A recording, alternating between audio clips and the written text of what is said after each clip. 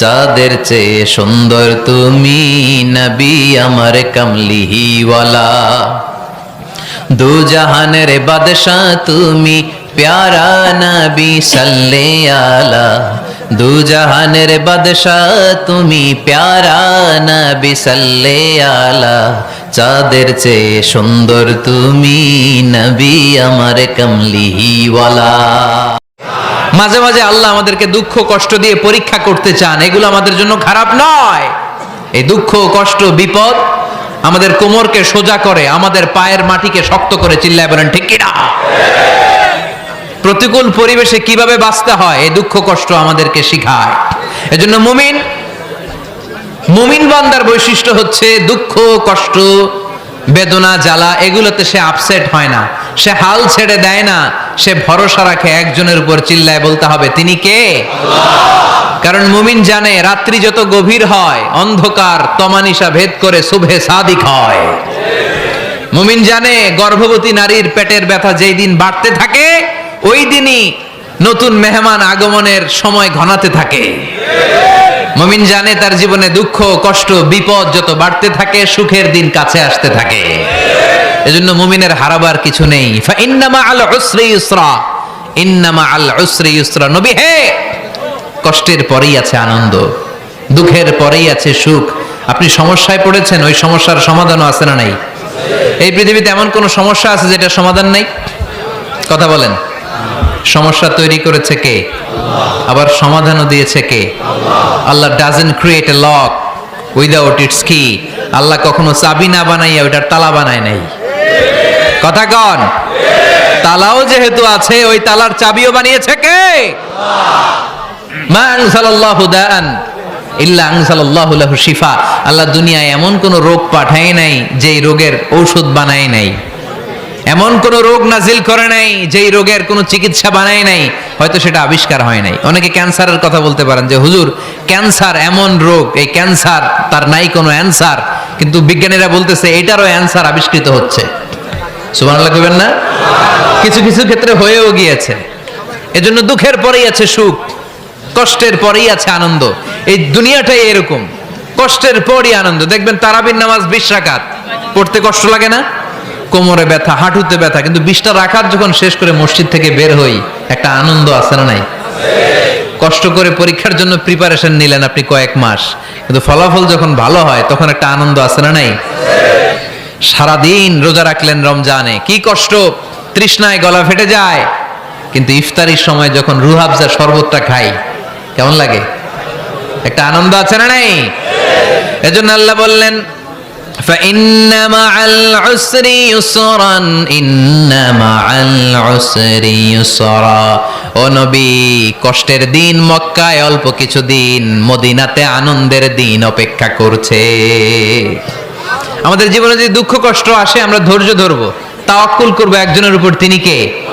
কারণ আমরা বিশ্বাস করি কষ্টের দিন এটা চিরকালের জন্য নয়, সামনে আনন্দের দিন আমাদের জন্য সেট করে রেখেছে কে? তাহলে আমরা সূরাতুল ইনশিরাহ থেকে 3টা নিয়ামতের বর্ণনা শুনলাম, বিশ্বনবীকে কি সান্ত্বনা দেয়া হলো সেটা শুনলাম। এবার 2টা গাইডলাইন শুনে তাফসীর আমরা শেষ করব। শুনতেছেন? কষ্ট হচ্ছে তো উঠা বসা করতেছেন কেন? উঠলেন কারা কারা? শেষ করে দিব? দোয়া করে দেই। কি গাইডলাইন দিলেন শুনবেন? কে কে শুনবেন না হাত তোলেন।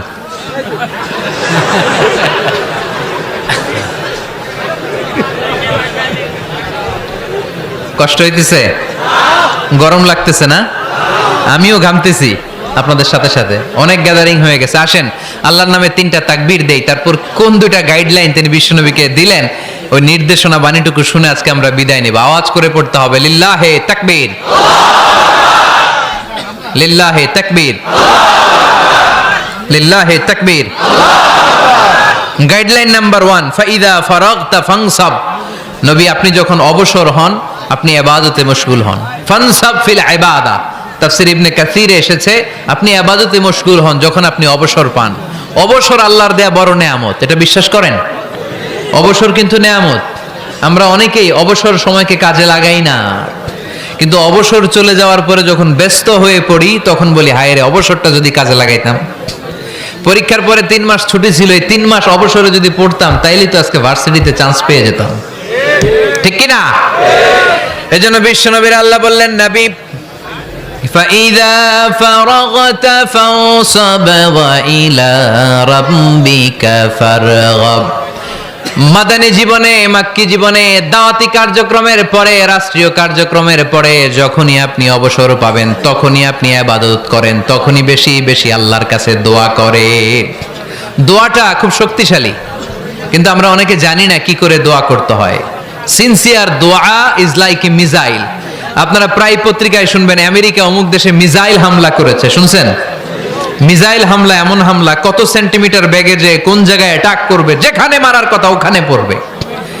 ঠিক দোয়াটা হচ্ছে মিসাইলের মতো। আপনি যদি দোয়ার মতো দোয়া করতে জানেন, ওই দোয়াটাও জায়গা মতো যে ভেদ করবে। চিল্লা এখন ঠিক কিনা? কিন্তু আমরা দোয়া করতে জানি না, কি করে দোয়া করতে হয় এটা জানি না। বিশ্বনবীকে আল্লাহ বললেন, নবী ফাইদা ফারাগতা ফানসাব, যখন আপনি অবসর হবেন তখন আপনি দোয়া করেন, আল্লাহর কাছে চান। বেশি বেশি চাইলে খুশি হয় কে? তার মানে প্রথম ঘোষণা হলো ফাইদা ফারাগতা ফানসাব। প্রথম নির্দেশনা হলো, নবী যখনই আপনি অবসর পাবেন ইবাদত করবেন এবং দোয়া করবেন, বেশি বেশি আল্লাহর কাছে চাইবেন। 2 নাম্বার দিক নির্দেশনা হলো ওয়াইলা রব্বিকা ফারগাব, সব সময় আপনি আপনার আল্লাহর দিকে মনোনিবেশ করবেন। বিপদে পড়লে ডাকবো কারে?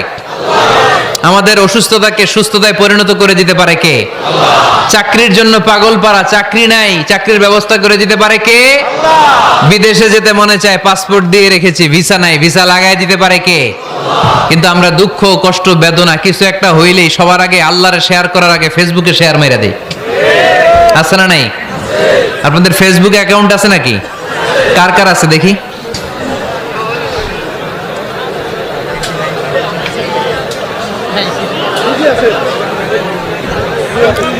আছে আছে। এটার জন্য আমরা ভালো কাজে লাগাই, ঠিক কিনা? আপনি চাইলেই এমন ভাবে ফেসবুক ফ্রেন্ড লিস্ট করতে পারেন যারা ভালো ভালো জিনিস শেয়ার করে, যারা মোটিভেশনাল জিনিস শেয়ার করে, ইসলামের পক্ষে কথা বলে। আপনার এক একটা শেয়ারে অনেকের জীবন বেঁচে যেতে পারে, ঠিক কিনা?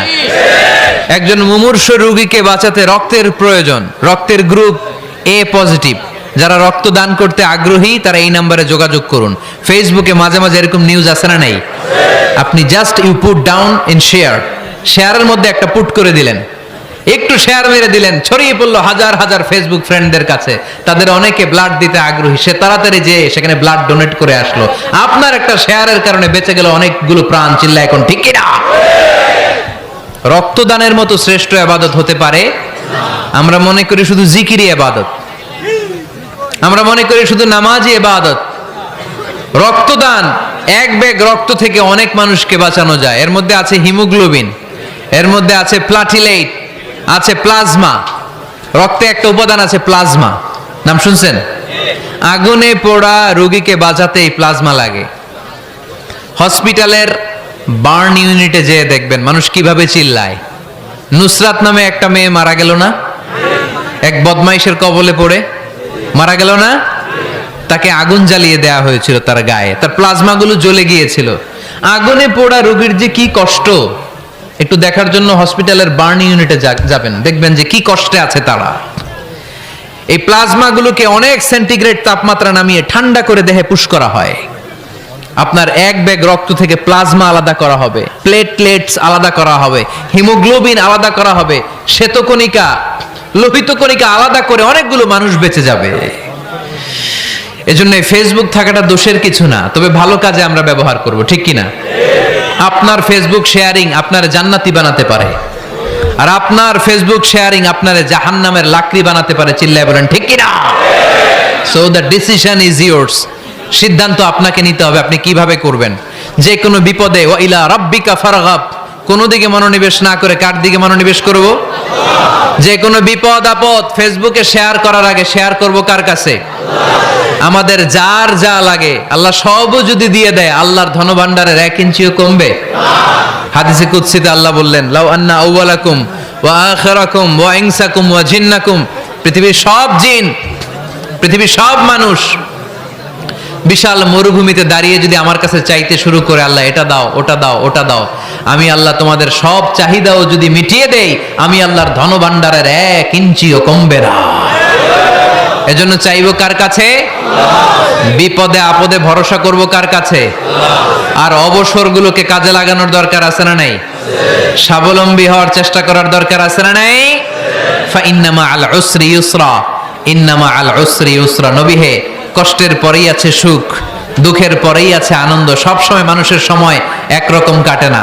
এজন্য আমরা তাওয়াক্কুল করতে চাই একজনের উপর, তিনি কে? যখন তোমার মন খারাপ হয় তুমি সূরা ইনশিরাহ তেলাওয়াত করো, কারণ সূরা ইনশিরাহর ভেতরে আল্লাহ এমন মোটিভেশনাল কথা রেখে দিয়েছেন, এমন ইন্সপায়ারেশন রেখে দিয়েছেন, আপনি পড়লেই আপনার হৃদয়টা শীতল হয়ে যাবে। এই সূরাটাকে আমরা 3 ভাগে ভাগ করব। এই সূরার প্রথম 4 আয়াতে আল্লাহ তাআলা বিশ্বনবীর প্রতি কি নেয়ামত দিয়েছেন সেটার বর্ণনা করেছেন। প্রথম 4 আয়াতে নেয়ামতের বর্ণনা, তারপরের 2 আয়াতে বিশ্বনবীকে দিয়েছেন সান্ত্বনা, আর শেষ 2 আয়াতে দিয়েছেন দিক নির্দেশনা। খেয়াল করে শুনেন, প্রথম 4 আয়াতে তিনি দিয়েছেন নেয়ামতের বর্ণনা, পরের 2 আয়াতে তিনি দিয়েছেন আমার প্রিয় নবীকে সান্ত্বনা, আর শেষ 2 আয়াতে তিনি বিশ্বনবীকে দিয়েছেন নির্দেশনা। দেখি মনে রাখতে পেরেছেন কিনা? প্রথম 4 আয়াতে নেয়ামতের বর্ণনা, পরের 2 আয়াতে সান্ত্বনা, শেষ 2 আয়াতে দিক নির্দেশনা। তার মানে প্রথম 4 আয়াতে মার্সি এন্ড দ্য বাউন্টিজ, পরের 2 আয়াতে condolence and consolation, and finally শেষ 2 আয়াতে গাইডলাইন। তো আসুন আমরা দেখি কি সান্ত্বনা দিল, কি নিয়ামতের বর্ণনা দিল। আল্লাহ বললেন, আলাম নাশরাহ লাকা সাদরাক। নবী হে, আমি কি আপনার হৃদয়কে উন্মোচিত করে দেইনি? আমি কি আপনার বক্ষদেশকে প্রশস্ত করার মাধ্যমে সত্যকে আপনার সামনে তুলে ধরিনি? বিল ঈমান ও বিনূরিল কোরআন, কোরআনের নূর দিয়ে আর ঈমান দিয়ে আপনার হৃদয়টারে প্রশস্ত করে দিয়েছে কে? ফামাই ইউরিদিল্লাহু আন ইয়াহদিয়াহু ইয়াশরাহ সাদরাহু লিল ইসলাম। যাকে আল্লাহ হেদায়েত দিতে চায়, যাকে আল্লাহ হেদায়েতের পথের পথিক বানাতে চায়, তার জন্য, ইসলামের জন্য তার হৃদয়টাকে আল্লাহ খুলে দেন। বিশ্বনবীর হৃদয়টাও এরকম খুলে গেল। বিশ্বনবী টের পেলেন ইসলাম ছাড়া মানবতার মুক্তির আর কোনো সম্ভাবনা নেই। ইসলাম মানুষের মুক্তি নিশ্চিত করতে পারে। ইসলাম দিয়ে ঘুণে ধরা সমাজকে ঠিক করা যাবে। ইসলামকে যদি প্র্যাকটিস করা না যায়, তাহলে এই মজুদদারির যে সমস্যা বাংলাদেশে চলছে, এটাকে বন্ধ করা যাবে না। ইসলাম থেকে প্রেসক্রিপশন না নিলে চাঁদাবাজি বন্ধ হবে না, টেন্ডারবাজি বন্ধ হবে না, শুধু দুদকের অফিস থেকে বসে বসে দুর্নীতি দমন করা যাবে না। এজন্য ইসলাম থেকে প্রেসক্রিপশন নিতে হবে।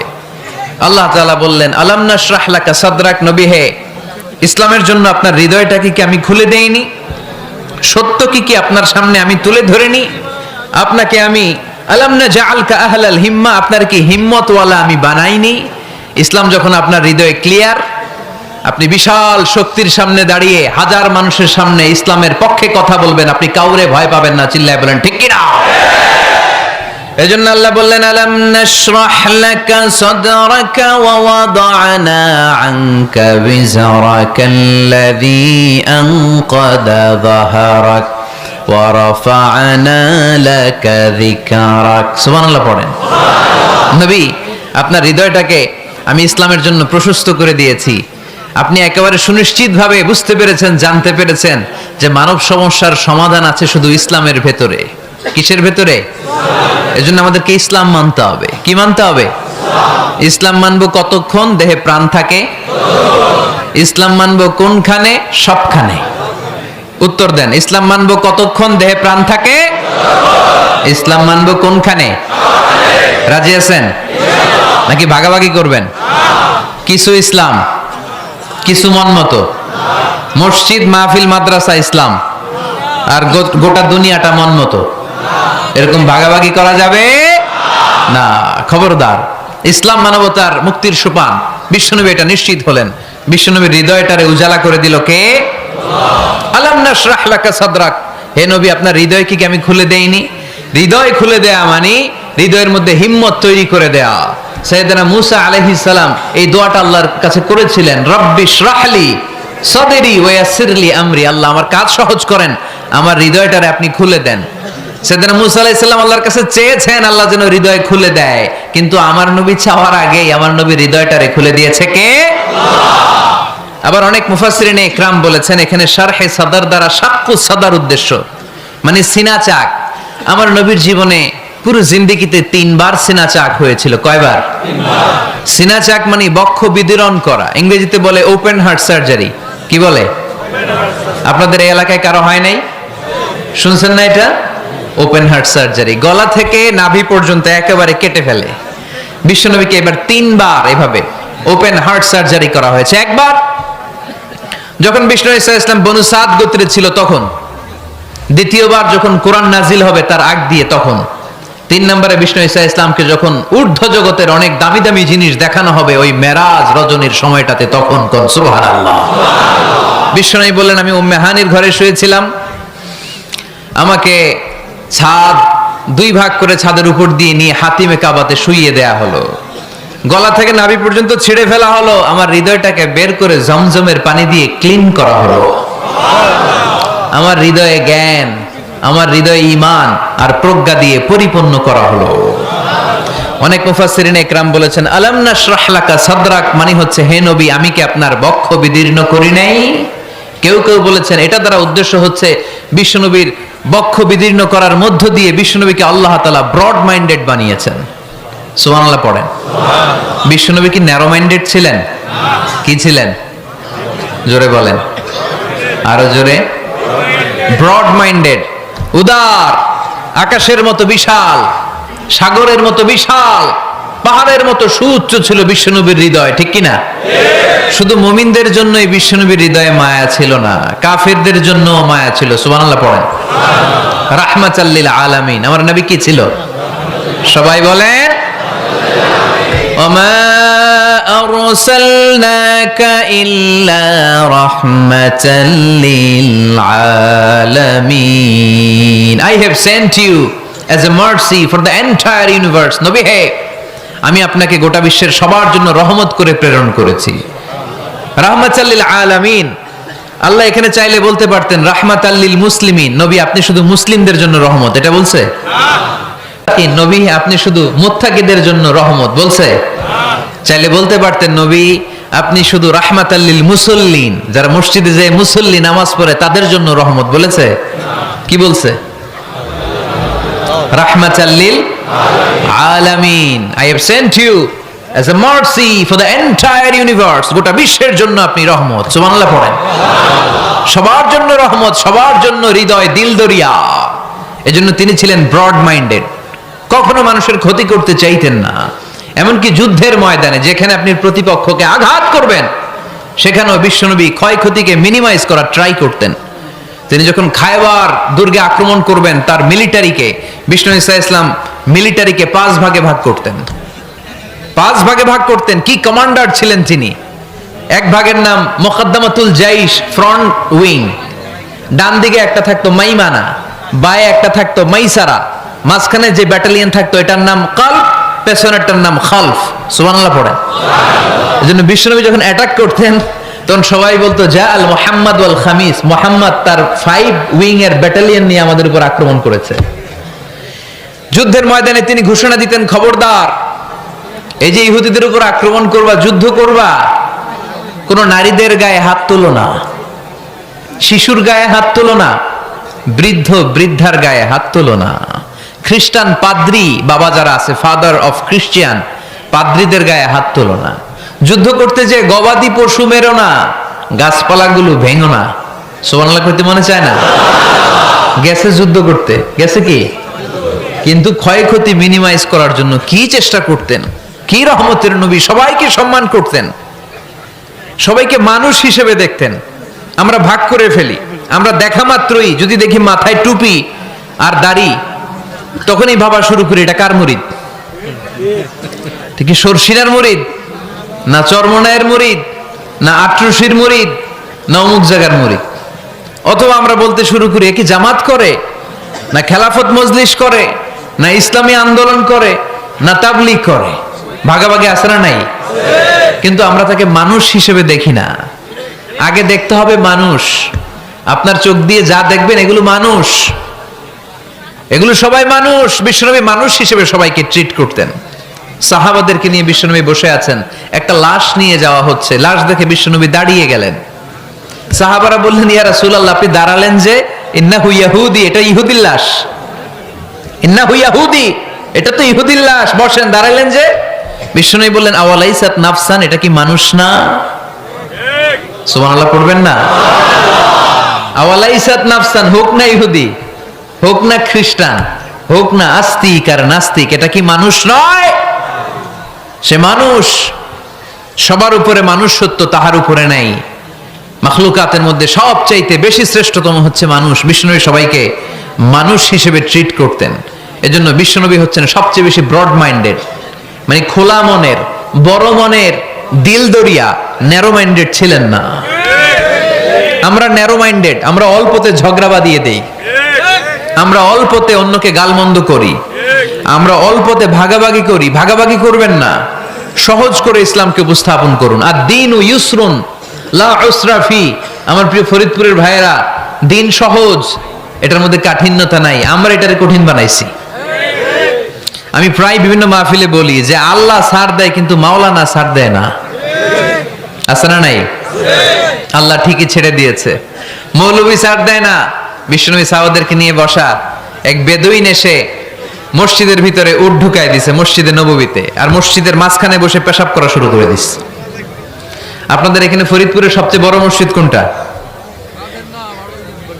কি নাম? এই কেন্দ্রীয় জামে মসজিদের ভিতরে যদি এক হিন্দু ঢুকে পেশাব শুরু করে, কি করবেন? হ্যাঁ, ওই কয় কোবায়ালাম, তো আবেগে ওরে পিটানো শুরু করবে সবাই।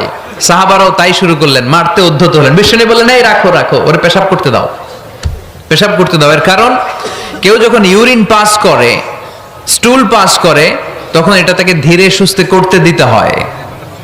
এজন্য টয়লেটে কেউ ঢুকলে জোরে বাড়ি দিবেন না, তাহলে খবর আছে। কাশি দিবেন, যে একটু কাশি দিবেন এরকম, হ্যাঁ, তো এরকম কাশি দিবেন। অথবা পায়চারি করবেন, যদি পায়চারি করেন তাহলে সে বুঝবে সামওয়ান ইজ ওয়েটিং আউটসাইড, সামনে একজন ওয়েটিং করতেছে বাইরে, আমাকে বেরোতে হবে। কিন্তু আপনি যদি ওরা ডাক দেন, কুদ্দুস রে, কুদ্দুস কইবা আমি নাই, কারণ এটা ভয়ঙ্কর একটা বিষয়। আপনি যখন ইউরিন পাস করছেন, খুব স্মুথলি করতে হয়, তখন ডাক দিলে পেশাব আটকায় গেলে আপনার ভয়ঙ্কর রোগ হতে পারে। কি ফিলোসোফার ছিলেন, কি বড় ডাক্তার ছিলেন বিশ্বনবী মুহাম্মদ সাল্লাল্লাহু আলাইহি ওয়াসাল্লাম। বিশ্বনবী বলেন, ওরে ডেকো না, কাজ সারতে দাও। ইচ্ছা মতো বেটা পেশাব করার পরে বিশ্বনবী গেলেন, যে বললেন, তুমি যে পেশাব করেছো, তুমি কি জানো এই জায়গাটা কি? বেদুইন বলে, না, আমি তো জানি না এই জায়গাটা কি। বিশ্বনবী বললেন, এটা আমাদের ইবাদতগাহ। এটা আমাদের কি? ইবাদতগাহ। এখানে ঢুকে আমরা আমাদের রবরে ডাকি, আল্লাহরে ডাকি, আমরা নামাজ পড়ি, জিকির করি, তাসবিহ পড়ি, এটা আমাদের ইবাদতগাহ। কাজটা করা তোমার মোটেও ঠিক হয়নি। লোকটা অবাক হয়ে গেল, ঘটনা কি? তাদের ইবাদতগাহতে আমি পেশাব করেছি, আর আমাকে জামাই আদর, আর আমাকে এত সুন্দর করে বলে যে এটা ইবাদতগাহ। আমাদের ইবাদতগাহের ভিতরে যদি কেউ এরকম করতো, ওরে তো একেবারে সাইজ করে ফেলতাম। সে অবাক হয়ে গেল, সে জিজ্ঞেস করলো, হু আর ইউ, কে আপনি? বিশ্বনবী বললেন, না, মুহাম্মদ সাল্লাল্লাহু আলাইহি ওয়াসাল্লাম, আমি শান্তির ধর্ম, ইসলামের প্রেরণার বাণীবাহক। আমি লা ইলাহা ইল্লাল্লাহ মুহাম্মাদুর রাসূলুল্লাহ এই বাণী দিয়ে গোটা বিশ্বে বিপ্লব তৈরি করতে এসেছি। বেদুইন বলল, আমাকেও আপনার বিপ্লবে শরীক করে নেন। ইসলাম মারামারি কাটাকাটিতে আসে নাই। আপনার ব্রড মাইন্ডেড অ্যাটিটিউড দেখে হিন্দু ভাইরা কালিমা পড়ে মুসলমান হয়ে যাবে। এজন্য আল্লাহ বললেন, আলাম নাশরাহ লাকা সাদরাকা ওয়া ওয়াদা'না আনকা বিজরাক আল্লাযী আনকাদা যাহরাক ওয়া রাফা'না লাকা যিকরাক। সুবহানাল্লাহ পড়েন। আলাম নাশরাহ লাকা সাদরাক, নবী হে, আমি কি আপনারে ব্রড মাইন্ডেড বানিয়ে দেই নাই? এটা আপনার জীবনে বড় নিয়ামত। আপনি সংকীর্ণ মনা না, আপনি ছোট মনের মানুষ নয়, আপনি বিশাল হৃদয়ের মানুষ। ইসলামের জন্য আপনার হৃদয়টারে আমি নবী খুলে দিয়েছি।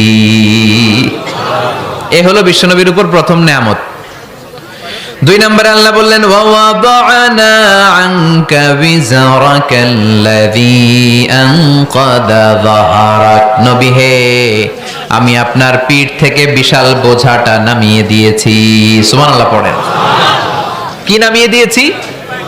বোঝা।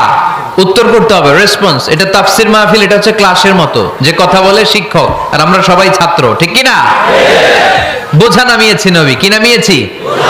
তাফসীরে দুইটা এসেছে, ভিজরুন মানে বোঝা, ভিজরুল যাম পাপের বোঝা, আর একটা হচ্ছে ভিজরুল গাম চিন্তার বোঝা। বিশ্বনবীর কোনো পাপ নাই, বিশ্বনবীর সব কিছুকে মাফ করে দিয়েছে কে? আল্লাহ। লিয়াগফির লাকাল্লাহু মা তাকদ্দামা মিন যামবিকা মা তাআখার। নবী আপনার আগেরও গুনাহ নাই, আপনার পরেরও গুনাহ নাই, আপনি নবী মাসুম, আপনার গুনাহ নাই, আপনি নিষ্পাপ। নবীদের গুনাহ হয় না। আহলুস সুন্নাহ ওয়াল জামাআতের আকীদা হচ্ছে নবীরা মাসুম, নবীদের জীবনে কোনো গুনাহ হয় না। চিৎকার করে বলেন ঠিক কি না? ও নবী, ওয়াদানা আনকা বিজরাক, আপনার এই বোঝা আমি নামিয়ে দিয়েছি। বিশ্বনবী ভাবতেন 40 বছর বয়সে আমি নবী হলাম, তার আগে যা করলাম আল্লাহ এটা কি করবে? আল্লাহ বলে নবী, আপনার আগের গুনাহ, পরের গুনাহ, গুনাহ বলতে কিছুই নাই, সবই মাফ, সব মাফ। তারপরেও আমার নবী বলতেন আল্লাহে লা আস্তাগফিরুল্লাহ ওয়া আতুবু ফিল ইয়াউম আকসার মিন 70 মাররা। আমি এমন নবী যার কোনো গুনাহই নাই, আগের গুনাহও নাই, পরের গুনাহও নাই, তারপরেও আমি নবী প্রতিদিন 70 বারেরও বেশি তওবা আর ইস্তেগফার করি। আমাদের জন্য শিক্ষা। তাহলে আল্লাহ বললেন ওয়াদানা আনকা বিজরাক, পাপের বোঝা আমি নামিয়ে দিলাম। বিশ্বনবীর কোনো পাপ নাই, পাপ মুক্ত। তাফসীরে 2 নম্বরে এসেছে বিজরুল গাম চিন্তার বোঝা। বিশ্বনবী সব সময় আমাদেরকে নিয়ে চিন্তা করতেন। কাকে নিয়ে চিন্তা? কথা বলেন। আমাদেরও চিন্তা আছে না নাই? কিসের চিন্তা? হ্যাঁ, টাকার চিন্তা। ফরিদপুরের ভাইদের টাকার চিন্তা। আর কিসের চিন্তা আপনাদের? হ্যাঁ, উম্মতের চিন্তা। মাশাআল্লাহ, এই ভাই উম্মতকে নিয়ে ভাবে। আপনাদের আর কার কি নিয়ে চিন্তা বলেন? পেটের চিন্তা। এদিকে পাওয়া গেছে পেটের চিন্তা, এদিকে বউয়ের চিন্তা, কবরের চিন্তা। আর কিসের চিন্তা? আখিরাতের চিন্তা। তো আমাদেরও চিন্তা আছে, বিশ্বনবীরও চিন্তা ছিল। 2 চিন্তা কি এক? বিশ্বনবীর কাঁধে তো পুরো উম্মার জিম্মাদারি। কিয়ামত পর্যন্ত যারা পৃথিবীতে আসবে সবার জন্য বিশ্বনবী কাঁদতেন। এই আওয়াজ করে কে? এদিকে কি হইছে? ওরে বসায় দেন। বিশ্বনবীর গোটা উম্মা নিয়ে চিন্তা। সব নবীকে আল্লাহ তাআলা একটা করে দোয়া দিয়েছিলেন আর বলেছিলেন, নবী একটা স্পেশাল দোয়া করার সুযোগ তোমাদেরকে দিলাম, ওই দোয়া করলেই কবুল হয়ে যাবে। কিন্তু সুযোগ পাবা জীবনে কয়বার? সবাই বলেন কয়বার? সব নবী কয়টা করে পাইছে? সব নবী তাদের দোয়াগুলো দুনিয়াতেই করে ফেলেছে। বিশ্বনবী বলেন লিকুল্লি নবিয়্যিন দাওয়া মুস্তাজাবা। এই দুনিয়াতে সব নবীদের একটা করে মুস্তাজাবুদ দাওয়া আছে। আল্লাহ বলেছে, ও নবী একটা করে স্পেশাল দোয়া করার সুযোগ পাবা, দোয়াটা করা মাত্রই কবুল করে নেব। বিশ্বনবী বললেন, এই পৃথিবীর বুকে যত নবী রাসূল দুনিয়ায় এসেছে সব নবীরা তাদের স্পেশাল দোয়া দুনিয়ায় করে ফেলেছে, ইল্লা আনা, কিন্তু আমি করি নাই। বিশ্বনবী বললেন, ওয়া ইন্নী আখতাবিউ দাওয়াতি শাফাআতান লি উম্মতি ইয়াউমাল কিয়ামাহ। আমি আমার স্পেশাল দোয়াটা করি নাই, আমার স্পেশাল দোয়াটা আমি আমার গুনাহগার উম্মতকে বাঁচানোর জন্য কিয়ামত পর্যন্ত রেখে দিয়েছি। আমরা যেদিন বিপদে পড়ে যাব, যেদিন আমার আব্বা আমারে চিনবে না, আমি আমার আব্বারে চিনব না।